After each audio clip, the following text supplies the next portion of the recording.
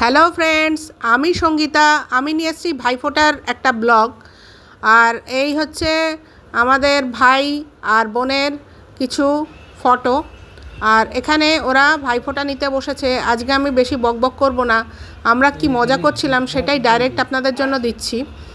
আর এই যে ওর ভাই, নিজের ভাই বসে আছে সামনে, ও একজন এখন দিল্লির ফুটবলার, যার জন্য ওর নাম উঠেছে দিল্লির, আমাদের দিল্লি স্টেট থেকে ফুটবলের জন্য সিলেক্ট হয়েছে। যার জন্য আমরা এবারের থালায় বেশি মিষ্টি রাখিনি, কেননা কিছুটা ডায়েটের পর তো রাখতে হয়, না হলে অনুশীলনের মধ্যে না রাখলে তাহলে ভালো পজিশনে যেতে পারবে না। যার জন্য আমরা ফলের উপর বেশি গুরুত্ব দিয়েছি, আর যেই মিষ্টিগুলো খুবই কম, একটা দুটো মিষ্টি দিয়েছি। আর আমার ছেলে আর ওর বোন দিদি, এই দুজনেই এখন প্রায় কোর্স শেষ করে এনেছে। সামনের বছর জানি না এরা কোথায় থাকবে, তাই এবছর আমরা যতটা সম্ভব আনন্দ করার চেষ্টা করছিলাম। শুনুন কীরকমভাবে ওরা দিচ্ছে ফোঁটা।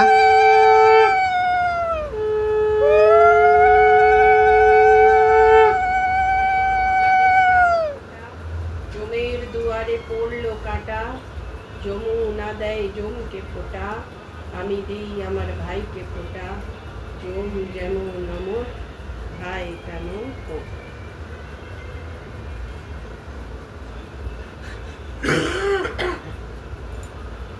ভাইয়ের কপালে দিলাম ফোঁটা, জমের দুয়ারে পড়লো কাটা, যমুনা দেয় জমকে ফোঁটা, আমি দিই আমার ভাইকে ফোঁটা, জম যেমন নমর ভাই তেমন হোক।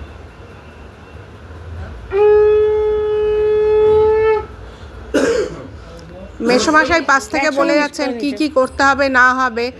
এই যে একজন বয়স্ক মানুষ থাকার যে কি যে আনন্দ, মানে উনি এত স্ট্রং, বসে পুরো ব্যাপারটা দেখেন, আবার কোনো কিছু সাজেশানও দেন, কোনো কিছু ভুল ত্রুটি হলে বলে দেন, খুব ভালো লাগে।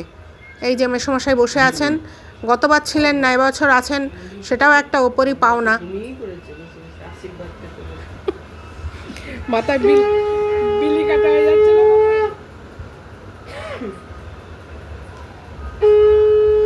যারা বাবা মাকে হারিয়েছেন তারাই বোঝেন বাবা মা থাকার কি গুরুত্ব। এই যে বসে আছেন, এটাই একটা বিশাল বড় ব্যাপার। বলে বলে দিচ্ছেন কি করতে হবে না হবে, কোথায় ভুল হচ্ছে।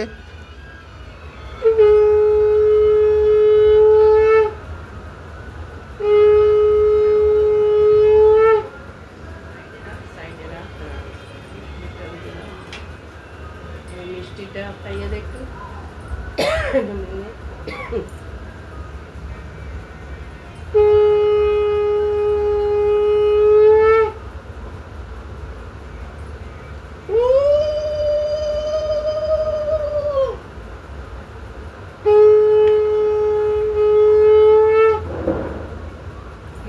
लेन बाद में प्रणाम कर तो कोई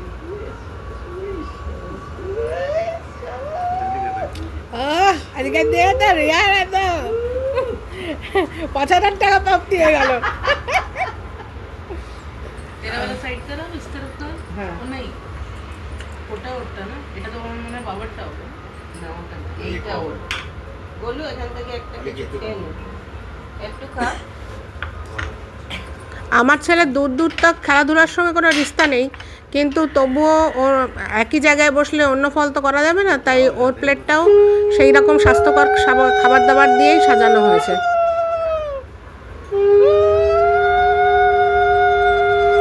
ছিল 3-4 রকমের ফল, একটা মোয়া ছিল যেটা দেখা যাচ্ছে না, আর কাজু আর মিষ্টি দই এগুলো দিয়ে ছিল, আর মিষ্টি ছিল একটাই রাখা হয়েছিল। এখনকার জেনারেশন অত মিষ্টি খেতে পছন্দও করে না। আমি দিই আমার ভাইকে ফোঁটা, জম যেমন অমর ভাই তেমন হোক। পুরোটা কমপ্লিট কর। हो गया এতটা হলো।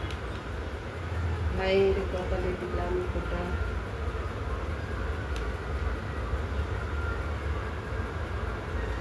Good student. 3বার বলে নিচে মুখস্থ তো হয়ে গেছে।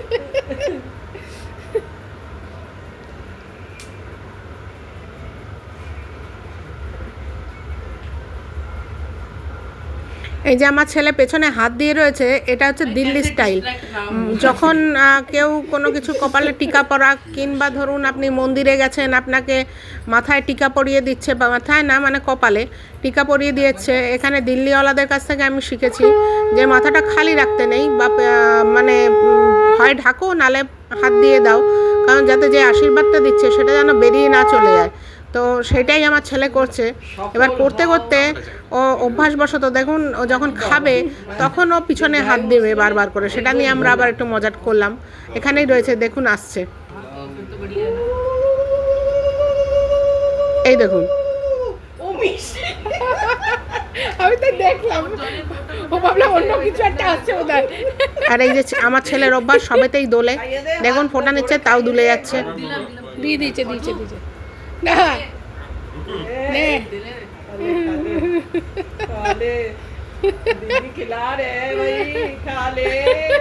মাথার পেছনে কি আছে, মিষ্টি খেতে গেলে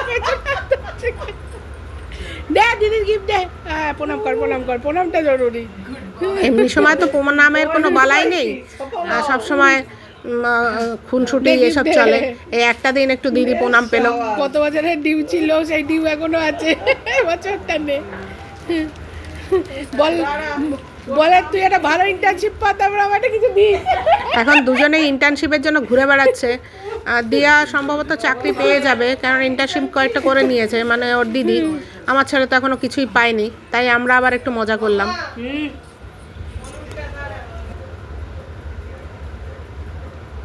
এই ফ্রেমটা যেন সামনের বছরও থাকে, যেখানেই হোক চাকরি করুক, যেন এক জায়গায় হতে পারে তিনজন।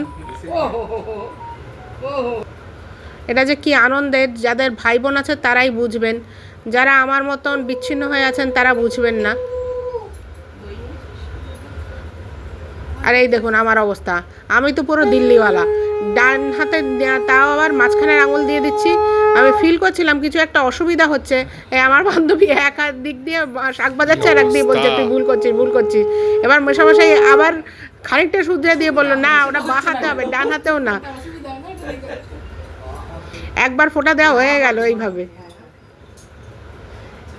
বয়স হচ্ছে, বোঝা যাচ্ছে এইসব উল্টো পাল্টা কাজকর্ম দেখে। এত বছর ধরে ভাইফোঁটা দিয়ে যাচ্ছি।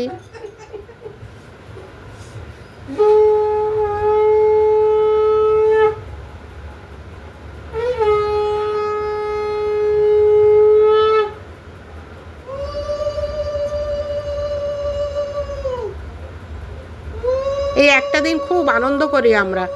আমি তো এখন রাজস্থানেই থাকি, এই সময়টায় কি শুধু এই ভাইফোঁটার টানে টানে আমি কালী পুজোর সময় চলে যাই, যে খুব মজা করব, আনন্দ করব। ওর বাড়িতে সত্যি সারাদিন থাকি, খুব মজা হয়, খুব রাত্রিবেলা খাওয়াটা পর্যন্ত টোপলা বেঁধে নিয়ে চলে আসি, আর সারাদিন কোনো কিছু করতেই হয় না।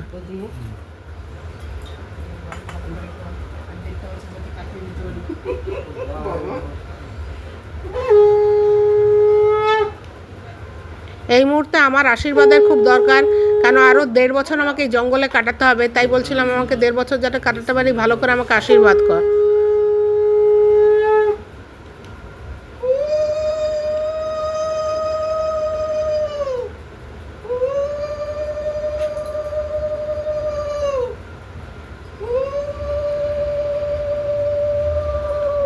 রিসেন্ট ওর একটা বড় অপারেশন হয়েছে, যার জন্য ওকেও আমরা মিষ্টি দিইনি, কেননা মিষ্টিটা যতটা অ্যাভয়েড করা যায় ততই ভালো। ওর প্লেটটাও আমরা ফল, দই, কাজু, নানা রকম ফল দিয়েই সাজিয়েছিলাম।